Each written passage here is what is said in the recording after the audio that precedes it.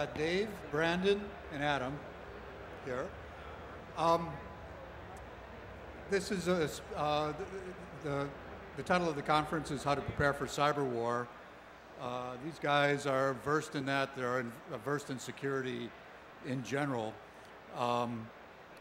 And because cyber war is likely to impinge on business as a prime target of attack, you can pretty much talk about security in general and still, be within the topic of conversation. A week or two ago, Ashton Carter, the Secretary of Defense, was at Stanford University, basically asking for help from Silicon Valley and from the technology community.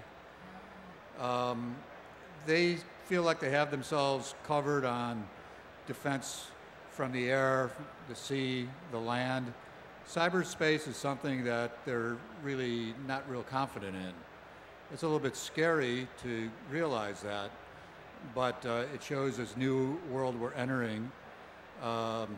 It's not really new, but it seems new partly because we're only now seeing through things like Target and Home Depot and such, we're seeing the possible enormity of attacks.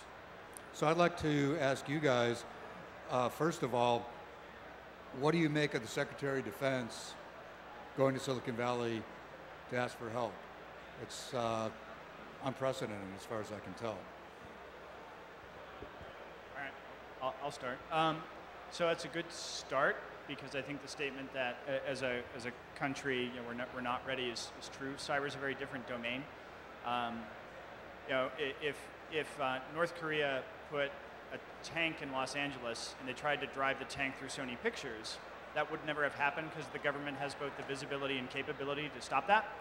However, a Seth Rogen movie created a cyber incident. Put that one on your prediction list. And there really was very little to anything the government could do. And to be prepared with that visibility, government might have to do some things or might feel they need to do some things that we're all going to be pretty unhappy about as citizens of a free country. Go see the list of things that were outed as part of Snowden. So it's a good first step, and I don't know what the answers are because I don't think there's any easy answers. But there's no question that I think governments need a lot of help and a lot of hard thinking and innovation to try to come up with some different answers than the ones we have today. Yeah, I neglected mentioning Sony. That was the big one. But yeah, I would definitely agree with that, especially when you look at the defense industrial base, so where the military gets its tanks and its planes and its ships. They're not innovative by any stretch of the imagination, and typically they're much further behind from a technology adoption standpoint. So when you're talking about cybersecurity, things are rapidly changing. They're changing all the time, the tactics, techniques, and procedures that the adversaries are using. While sometimes they have common themes, if you come up with a new defense, people figure out a way around it. And the defense industrial base really isn't good at modifying their procurement processes to prevent that and to defend against that. Echoing both those comments,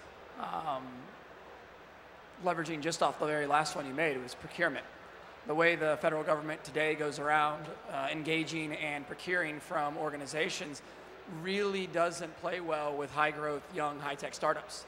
So it is a great step in the right direction that SecDev's out there saying, hey, we need to better collaborate and better work with the high-tech sector.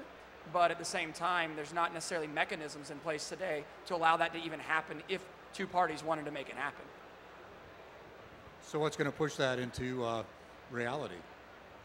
More bad headlines and bad things happening to U.S. businesses and citizens, like every other time in human history, because humans suck at risk management. Yeah, I would definitely echo that as saying, I mean, it's the businesses that are going to drive the government to actually make a change. So if they want DoD or whoever to defend them or help with cybersecurity, then it's the businesses that are going to change it. And then probably also current people aging off out of positions of power within the government, I guess is the best way to say it. There are a lot of startups, wannabe startups, wannabe seed level companies here. How important is it for them to think about security and building security into their products? I've talked to a few who have said, it's not my problem. I want to be the next Facebook. Should we expect them to do more than they're doing? I'll take that, or I'll take the first one, and please disagree. I would say yes, startups should be implementing at least the thought process as they're building things. I mean, security can be expensive, but there are also inexpensive things that you can do to secure your intellectual property or your product. And if you are going to be the next Facebook, you need to have security implemented for the privacy of your clients, of your future clients. So if you want to grow and blow up and be the next social whatever, you better have in place mechanisms to protect the things that people care about. So, does that make sense? Yeah, and you, if anybody told me security is not my problem, my retort to that would be until the day you wake up in the headlines and it's your problem. And that's frequently the case. You may find organizations in the headlines and that was their mindset until the day after. And then after the accountability wrecking ball takes all those people out of the way, then they get serious. And to use the Facebook example, if you think those guys and gals aren't thinking about security, you got another thing coming. I know a bunch of their security team, and I promise you that they invest significantly because they understand that privacy and security go hand in hand, go into usability and acceptance of their platform, and that's just how the world works. So you're being very naive if you don't think it's your problem. Certainly a lot of naivety there if folks are saying that. Privacy and security should certainly be part of the MVP definition of any product anybody in the high-tech space is building today if they expect anybody to ultimately use it in any interesting way in the long run. Good. Facebook, Google are probably protecting themselves pretty well, although maybe not well enough for the NSA if that's actually what was happening. But I'm wondering which vulnerabilities exist that are dangerous for the security of the country, but maybe protecting themselves at the level of Sony. For instance, public utilities.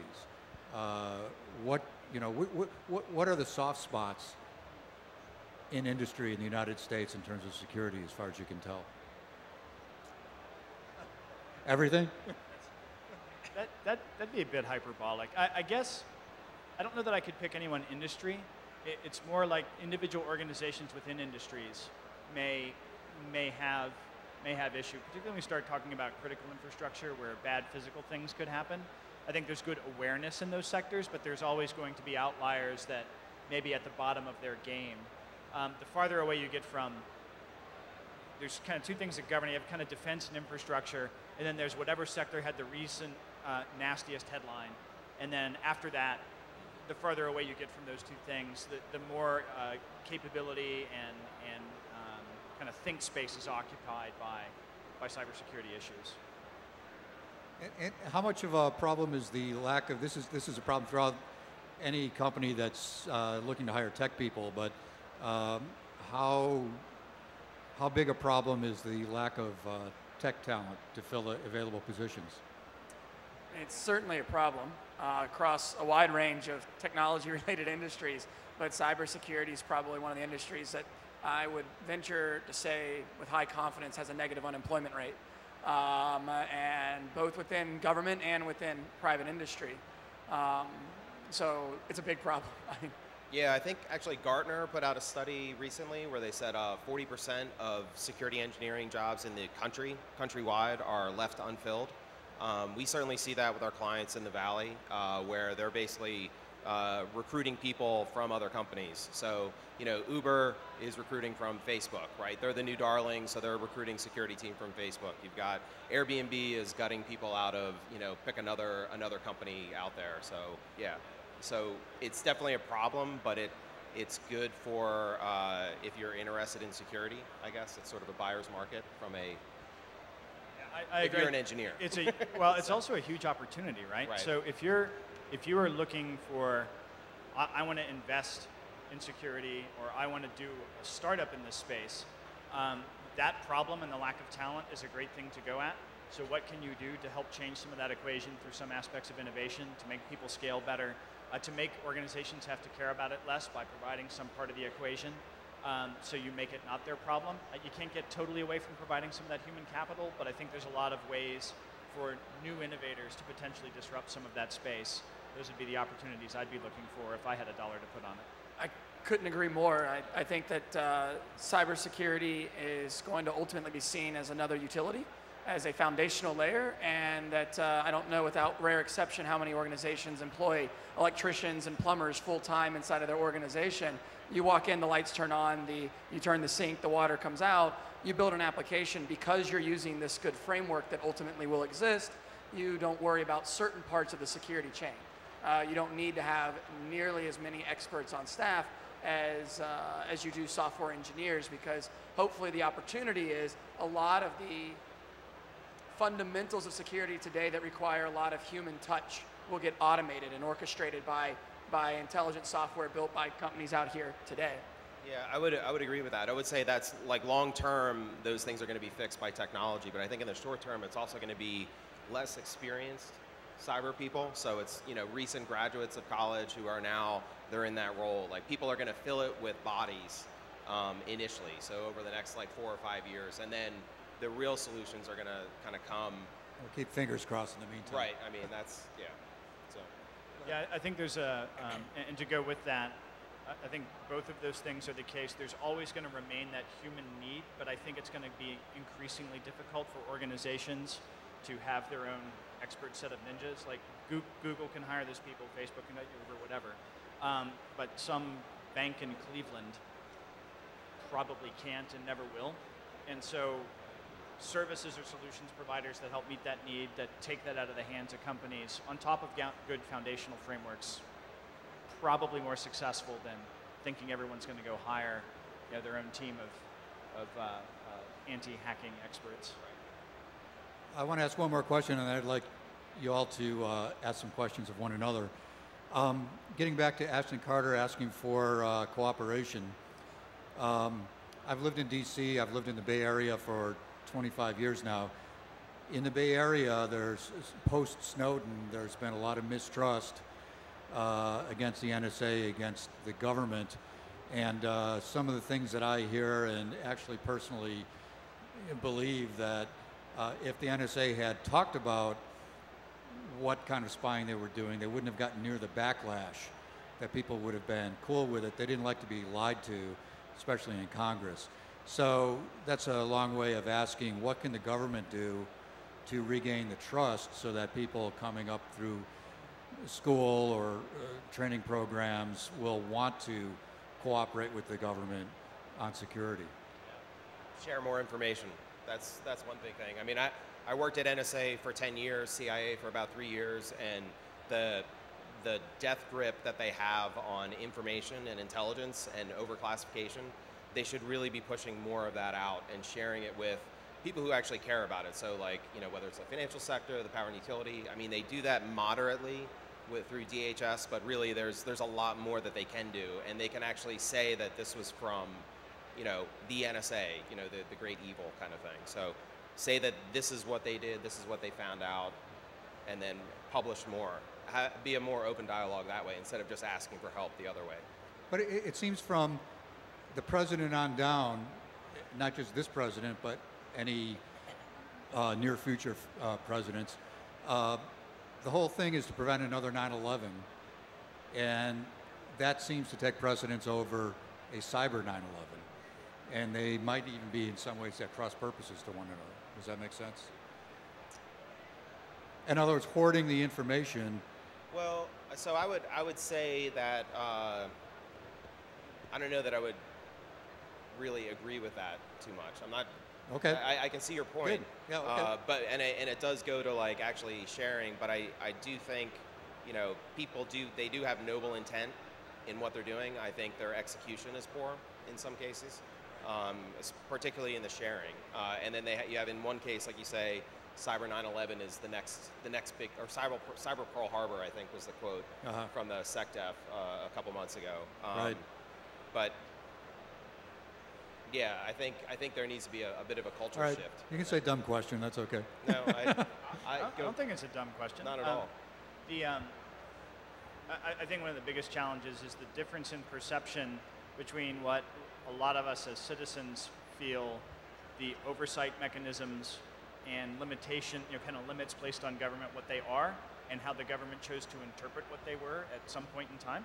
Right. And Right. the mismatch there between the governed and the governors, and even the mismatch in the perceptions within government itself, is a real defining part of the problem. It's not that government can't spy.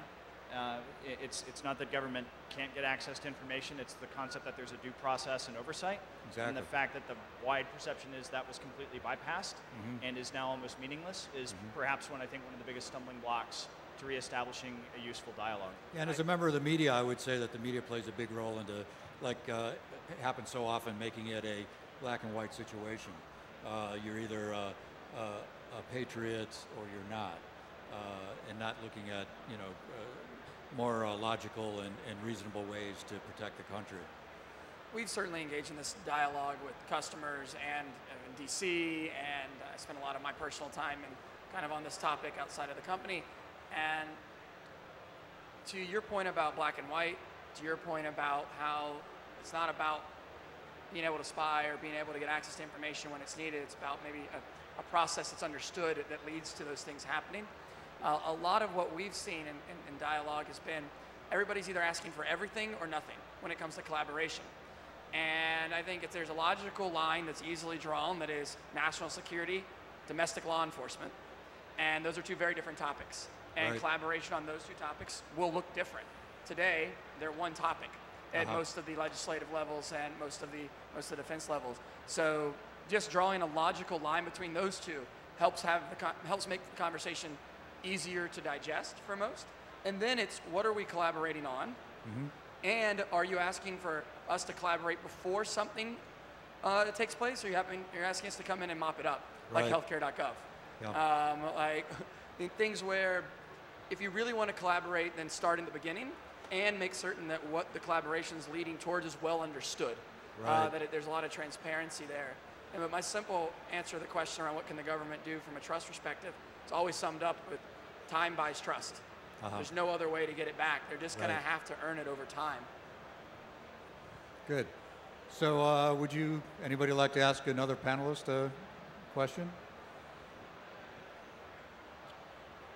We could do the time-honored favorite, what keeps you up at night, in the context of the conversation we're having 12 months from now or 24 months from now about threats, whether it's cyber war or something less hyperbolic than cyber war. What keeps you up at night? Society becoming more dependent on autonomous decision making, and without keeping the grounded thought of humans having the opportunity to make a better decision at certain moments in time than those autonomous systems.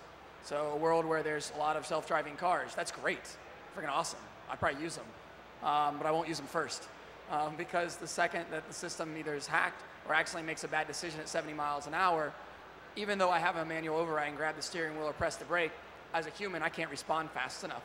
It's things that we fundamentally gloss over the impact of a bad decision, just because the usability and form factor is so much better than what it is today. I fear that if that really finds itself pervasive in society, that there's a whole class of problems that we're not really considering up front because we believe our lives will be so much better with those capabilities. So that keeps me up at night as a very forward-looking thought. What about you, Brennan? Yeah, so I would actually go with, like, cyber warfare doesn't really keep me up at night too much. I mean, there's a lot of problems, there's a lot of issues with cybersecurity, but cyber warfare should be viewed in the context of actual warfare as well. So it's almost never going to be executed in a vacuum. It's going to be executed associated with all of the foreign policy decisions that go along with a normal war. So, people shutting off a power grid in Des Moines, Iowa, or shutting down a bank's website for a day, those don't really keep me up at night. Right. You're losing a couple $1 million. Somebody might lose power for a little while, but So what does? to be honest, there's not a lot from a large perspective. I could see definitely the actual obfuscation of how decisions are made being a problem, where it's sort of like you ride in a car but you don't understand how the engine works, kind of thing. but on a much grander scale and to a much more minute detail than. So you're a well-rested man. Yeah. I mean, I do run a startup, so Yeah. I am that. Okay. I'm in that. That's what keeps you up You at know, night. that's Yeah. what keeps me. There you go. I That's a started whole laughing. different It's like, Payroll. I'll tell Payroll you. keeps me up at night. What about you, Dave? You asked the question, maybe. Yeah, so cyber war doesn't keep me up at night. I think what I find interesting and potentially of concern is adjacent to something you mentioned.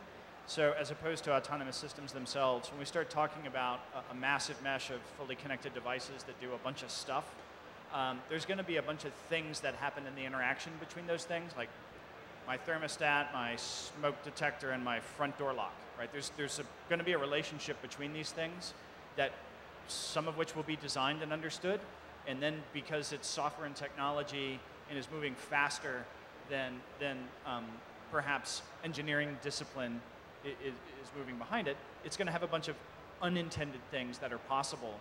And because there are bad guys, and the problem's the bad guy, not malware exploits or 0 days or any of that stuff, those are tools, it'll be the bad guy that finds the interesting interactions that are bad first.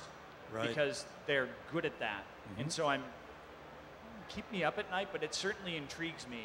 You know, what do attacks look like in the future? I think very different than what they look like today. We'll be talking about something very different than I exploited a vulnerability in Adobe Reader and I took over your desktop.